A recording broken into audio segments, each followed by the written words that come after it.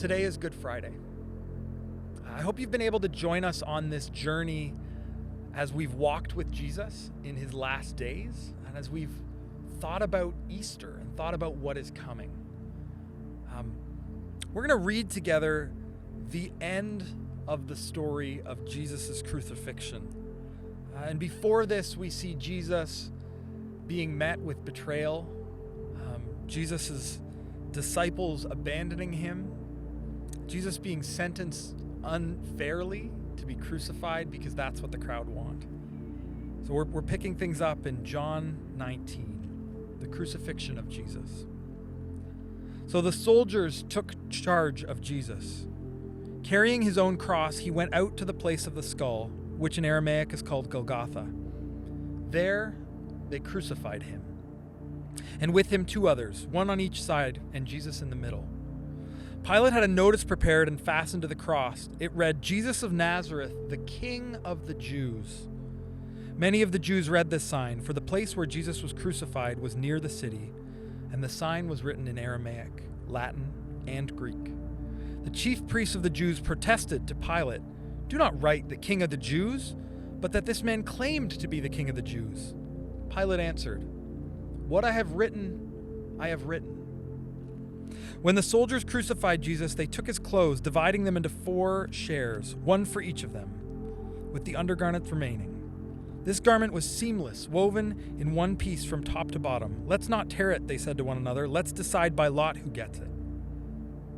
This happened so that the scriptures might be fulfilled, that said, "They divided my clothes among them and cast lots for my garments." So this is what the soldiers did. Near the cross of Jesus stood his mother's sister, Mary, the wife of Clopas, and Mary Magdalene. When Jesus saw his mother there and the disciple whom he loved standing nearby, he said to her, "Woman, here is your son," and to the disciple, "Here is your mother." From that time on, the disciple took her into his home. Later, knowing that everything had now been finished, and so that scripture would be fulfilled, Jesus said, "I am thirsty." A jar of wine vinegar was there, so they soaked a sponge in it, put the sponge on a stalk of hyssop plant, and lifted it to Jesus' lips. When he had received a drink, Jesus said, "It is finished." With that, he bowed his head and gave up his spirit. Now it was a day of preparation, and the next day was to be a special Sabbath. Because the Jewish leaders did not want his bodies left on the cross during the Sabbath, they asked Pilate to have the legs broken and the bodies taken down. The soldiers therefore came and broke the legs of the first man who had been crucified with Jesus, and then those of the others. When they came to Jesus and found that he was already dead, they did not break his legs. Instead, one of the soldiers pierced Jesus' side with a spear, bringing a sudden flow of blood and water. The man who saw it has given testimony, and his testimony is true. He knows that he tells the truth, and he testifies so that you may also believe. These things happened so that the scriptures would be fulfilled. Not one of his bones will be broken. And, as another scripture says, they will look on the one they have pierced.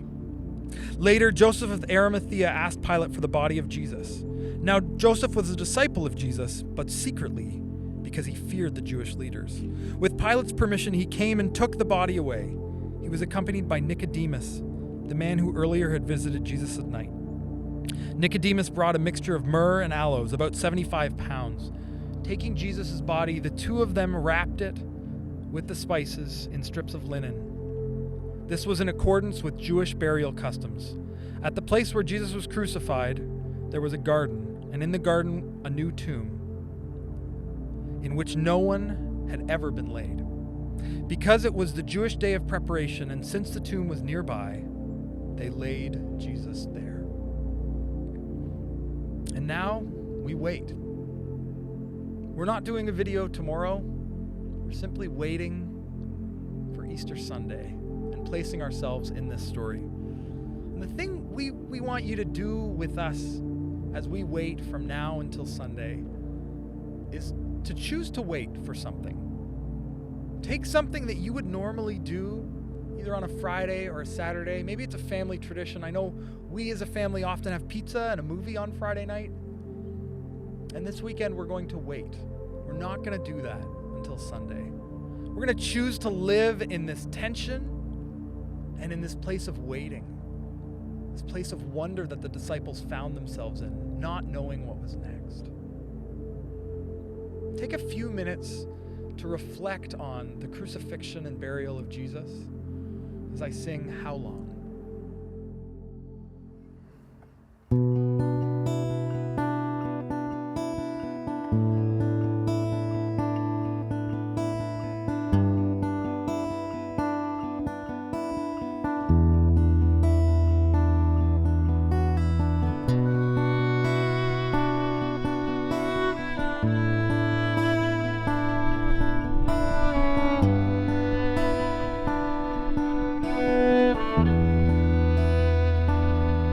In the darkness that rolled upon that hill, when the earth shook and God's own heart was still, as the spear pierced and blood and water spilled, we mourn.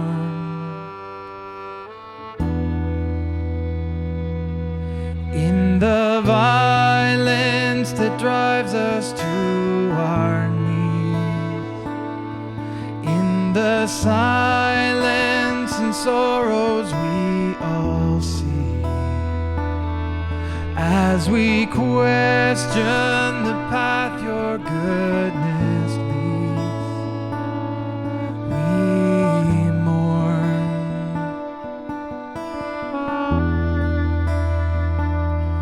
We cry, how long? We cry, how long? Oh, how long?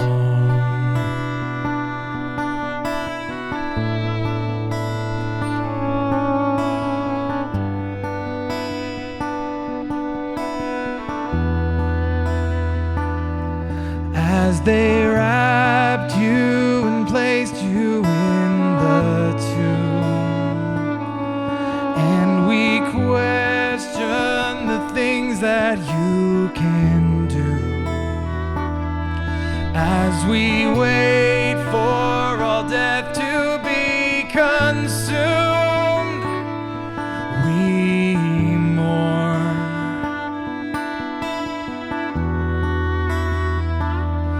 We cry, how long? We cry, how long? Oh, how long?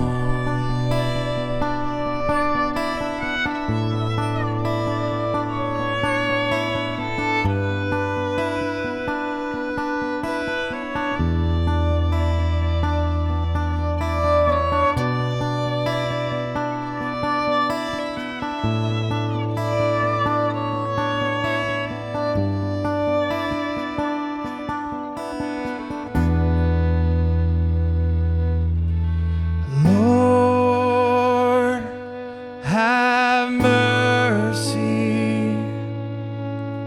Christ, have mercy.